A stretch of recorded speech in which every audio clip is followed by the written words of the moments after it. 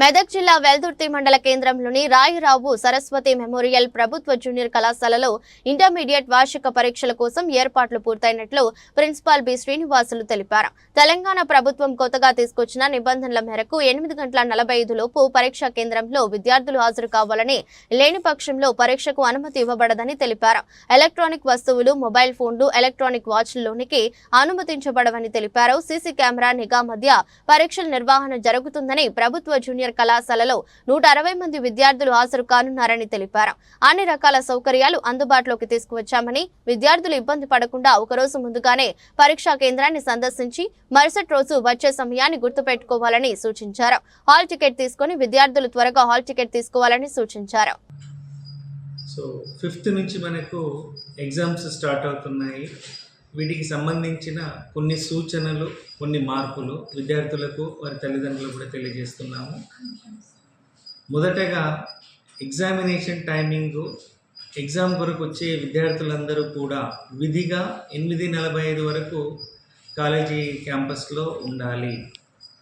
ఇంతకుముందు 9 తర్వాత 1 నిమిషం లేట్ అనే నిబంధన ఉండేది, కానీ ప్రస్తుతం ఆ నిబంధన 8:45కి మార్చబడింది. కాబట్టి విద్యార్థులందరూ కూడా 8:45 ఉదయం కాలేజీ ప్రిమిసెస్లో ఉండాలి. రెండవ సూచన, ఏ రకమైన చేతి గడియారాలు పెట్టుకొని రాకూడదు.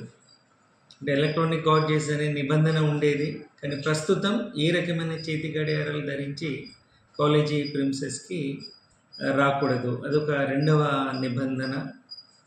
మూడవది, సెంటర్కు సంబంధించిన QR కోడ్స్ బయట లేబుల్ చేయడము, అవన్నీ కూడా ఏర్పాటు చేయడం జరిగింది. కాబట్టి ఎవరికైనా సెంటర్ పట్ల, అంటే ఏ విద్యార్థులు అయితే ప్రైవేట్గా రాస్తున్నారో, ఈ కాలేజీలో లేనటువంటి విద్యార్థులు ఎవరికైతే సెంటర్ పడిందో వాళ్ళందరికీ కూడా ఒక చిన్న సూచన ఏంటంటే, దయచేసి వచ్చి ఒకసారి సెంటర్ను చూసుకొని వెళ్ళండి. దానికి అనుగుణంగా మేము ఈ టైమింగ్స్ని మీరు మార్చుకోవాలని కోరుకుంటున్నాము. తర్వాత, ఈ కాలేజీకి సంబంధించిన విద్యార్థులందరూ కూడా దాదాపుగా హాల్ టికెట్స్ పంపిణీ అంతా పూర్తయింది. కాబట్టి కాలేజీ నుంచైనా హాల్ టికెట్స్ తీసుకోవచ్చు, మీరు డౌన్లోడ్ అయినా చేసుకోవచ్చు. ఏ విధంగా అయినా కూడా మీరు హాల్ టికెట్స్ తీసుకునే అవకాశం ఉంది. ఏ ఒక్కరికి కూడా హాల్ టికెట్స్ నిలిపివేయడం అనేది జరగదు. విద్యార్థులకు సూచన ఏంటంటే, ఇంకా ఎవరైనా విద్యార్థులు హాల్ టికెట్స్ తీసుకోకపోతే దయచేసి కాలేజీకి వచ్చి హాల్ టికెట్స్ అన్నీ కూడా తీసేసుకోండి.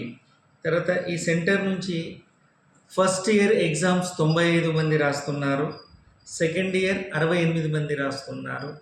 ఈ సెంటర్లో ఈసారి ప్రైవేట్ క్యాండిడేట్స్ రాస్తున్నారు. కస్తూరిబా కాలేజీ నుంచి కొంతమంది విద్యార్థులు యాడ్ అయ్యారు. ప్లస్ ఈ కళాశాలకు సంబంధించిన విద్యార్థులందరూ కూడా యాడ్ అవుతున్నారు.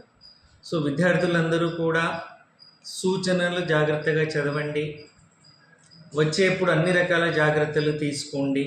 విద్యార్థుల తల్లిదండ్రులకు రిక్వెస్ట్ చేయడం ఏంటంటే, ఎండాకాలం కాబట్టి వాళ్ళకి కాస్త ఆహారం పెట్టి కాలేజీకి పంపించే ఏర్పాట్లు చేయండి.